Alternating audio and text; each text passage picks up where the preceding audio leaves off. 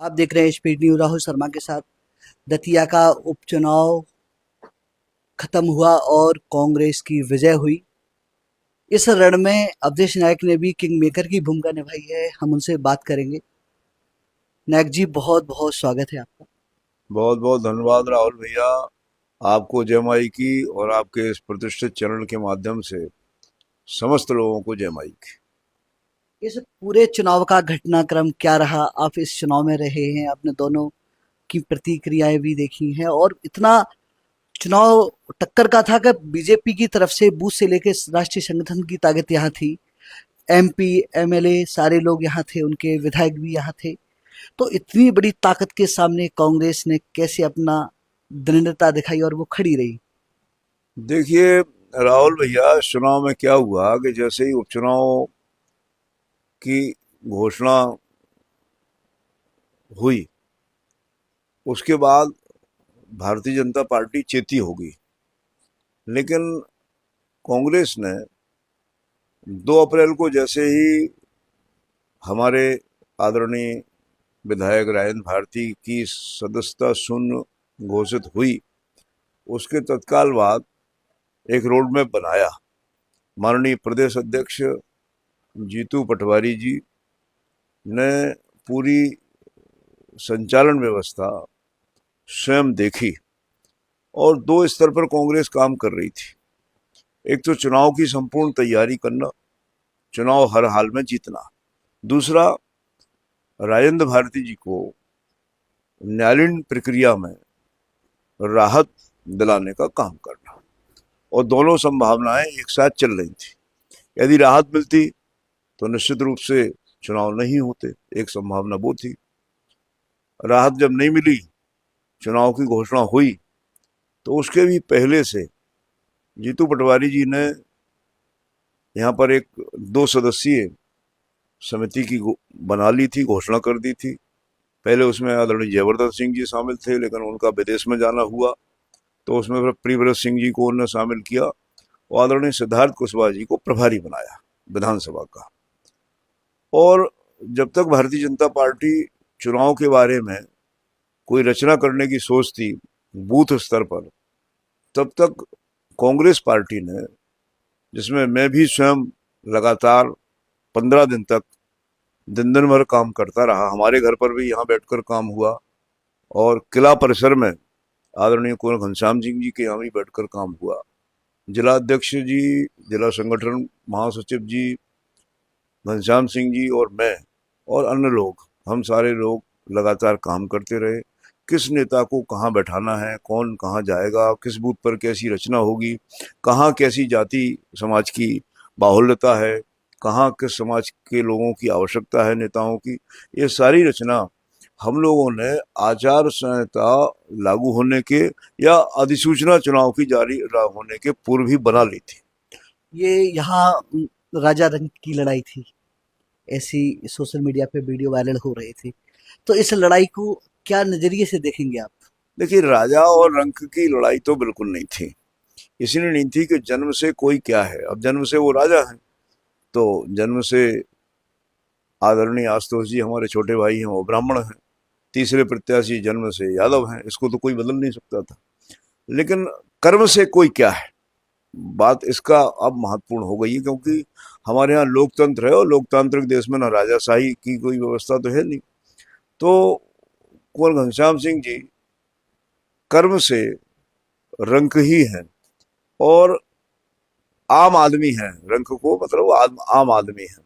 फिर कुंवर घनश्याम सिंह जी ने पूरा जीवन सादगी से अभी तक जिया है। वो 72-73 साल के हो रहे हैं। निष्कलंक होकर, बेदाग रहकर राजनीति करना सार्वजनिक क्षेत्र में बहुत कठिन है, और इसमें उन्हें सफलता प्राप्त हुई है। रंक और राजा जैसी कोई बात नहीं थी। अगर राजा और रंक जैसी बात होती तो राजा हम लोगों ने जिस हिसाब से गांव गांव में पैदल पैदल घूम के और हर आम किसी भी व्यक्ति के यहाँ, आम से आम व्यक्ति के यहाँ, गरीब से गरीब, आर्थिक रूप से विपन्न व्यक्ति के यहाँ हम जीतू पटवारी जी के साथ हम लोग गए और हम लोगों ने अनेकों घरों पर भोजन किया। बिल्कुल साधारण तरीके से चुनाव लड़ा कांग्रेस ने। भारतीय जनता पार्टी ने भारी विलासिता से चुनाव लड़ा। हम लोग पुरानी धर्मशालाओं में रहे, उनके लोग दतिया के सारे महंगे से महंगे और विलासी होटलों में रहे। हमारे लोग, हमारे पूर्व विधायक, वर्तमान विधायक, सांसदगण, अन्य नेतागण, जिलाध्यक्ष जो भी थे, वो मोटरसाइकिलों से भी घूमे। हमारे जिलाध्यक्ष भी मोटरसाइकिलों से, प्रदेश अध्यक्ष भी मोटरसाइकिल से घूमा, प्रत्याशी भी मोटरसाइकिल से घूमा। यदि एक भी उदाहरण भारतीय जनता पार्टी के किसी भी नेता का, माननीय मुख्यमंत्री से लेकर नीचे तक का ऐसा हो, आपकी नजर में आया हो, तो आप निश्चित रूप से बताइएगा। इससे स्पष्ट है कि राजा औरंग की जैसी कोई बात थी नहीं। एक नैरेटिव करने का काम भारतीय जनता पार्टी ने किया, उसमें जनता ने उस नैरेटिव को नकार दिया। आम आदमी की तरह कुंवर घनश्याम सिंह और हमने चुनाव लड़ा। भारतीय जनता पार्टी की विलासिता और भारतीय जनता पार्टी के लोगों के द्वारा बड़ी बड़ी गाड़ियों में घूमना और धन बल का जो अपव्यय हुआ, उसको सबने देखा है। दुरुपयोग हुआ, उसको सबने देखा है। किस तरह से प्रलोभन दिए गए, उसको सबने देखा है। इसलिए जनता ने भारतीय जनता पार्टी को नकारने का काम किया है। आपको अभी कांग्रेस की तरफ से एक बड़ी जिम्मेदारी मिली है, प्रदेश महासचिव आपको बनाया गया।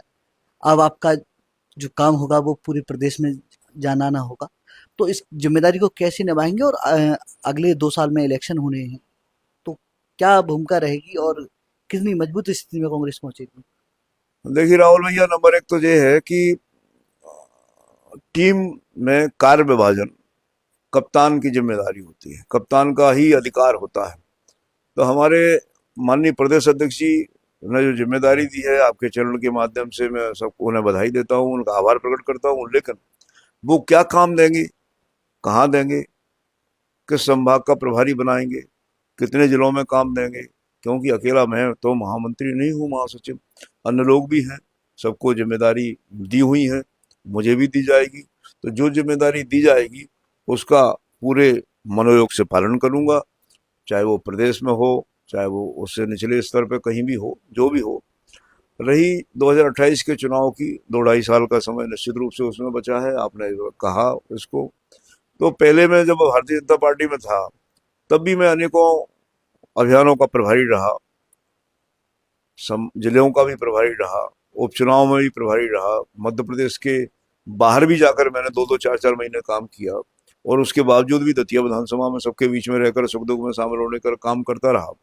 तो दतिया विधानसभा की तैयारी और प्रदेश का दायित्व दोनों एक दूसरे के पूरक होकर काम करेंगे, और जिसको दतिया से कांग्रेस चुनाव लड़ाएगी उसके लिए पूरे मनोयोग से लगेंगे, और उसके लिए अभी से जमीन तैयार करने का भी और अच्छे से काम करेंगे। जमीन तो तैयार है ही, क्योंकि 23 में थी और 28 में थी, उसके पहले 18, 13, 8 में भी थी, 3 में भी थी, उसकी कोई दिक्कत नहीं। आपको जनता ने पर्याप्त सहयोग दिया है और आप यहाँ से जीते हैं, क्या कहेंगे उन मतदाताओं से?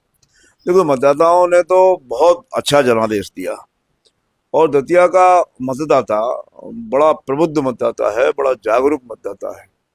और इसको हम यूं देख सकते हैं कि बड़ा ढंढोरा था विकास विकास विकास 2023 के चुनाव में, लेकिन दतिया की जनता को लगा कि विकास के साथ साथ एक मौलिक स्वतंत्रता भी चाहिए, एक अधिकारों की स्वतंत्रता भी चाहिए, परस्पर सामंजस्य समरसता की भी बात होना चाहिए। इसलिए 2023 में दतिया की जनता ने अभूतपूर्व जनादेश देकर यह स्पष्ट किया था कि दतिया की जनता बहुत जागरूक है। इस चुनाव में जिस प्रकार से सत्ता बल का प्रयोग हुआ, जिस प्रकार से बाहुबल का प्रयोग हुआ, जिस प्रकार से धन बल का प्रयोग हुआ, और जिस प्रकार से पूरा मंत्रिमंडल और विभिन्न प्रकार के विधायक, सांसद और न जाने कितने बड़े बड़े नेता भारतीय जनता पार्टी के द्वारा यहाँ पर उतारे गए, प्रलोभन विभिन्न प्रकार के दिए गए, जातीय सम्मेलन सब हुए, उसके बावजूद भी दतिया की जनता जनार्दन ने उन्हें नकारा और कांग्रेस के पक्ष में मतदान दिया। तो मैं तो दतिया की जनता जनार्दन का बहुत आभार प्रकट करता हूँ, और ईश्वर से प्रार्थना करता हूँ कि हमारे दतिया में सुख समृद्धि और शांति का वातावरण सदैव बना रहे, और माई की कृपा हम सब पर सदैव बनी रहे। बारिश शुरू हो गई है, चुनाव भी हो चुका है, विधायक कांग्रेस के भी बन चुके हैं, अब लाला के ताल का क्या होगा? लाला के ताल को पुरानी स्थिति में लाने का काम करेंगे, और हर हाल में करेंगे, और आप जल्दी देखिएगा कि उसकी व्यवस्था ठीक होगी। देखो, अभी तो कुछ इसलिए नहीं हो सकता कि अभी तो हम लोग कलेक्टर साहब से बात करने वाले हैं, फोन पर बात वैसे हो गई थी उनसे।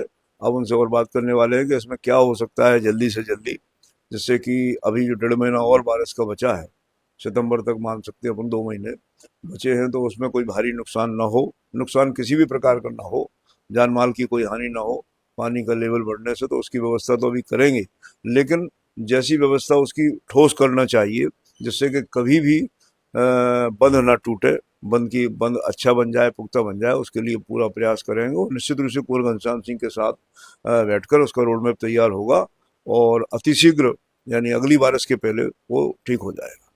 ये थे हमारे साथ अवधेश नायक जी, जिन्होंने अपनी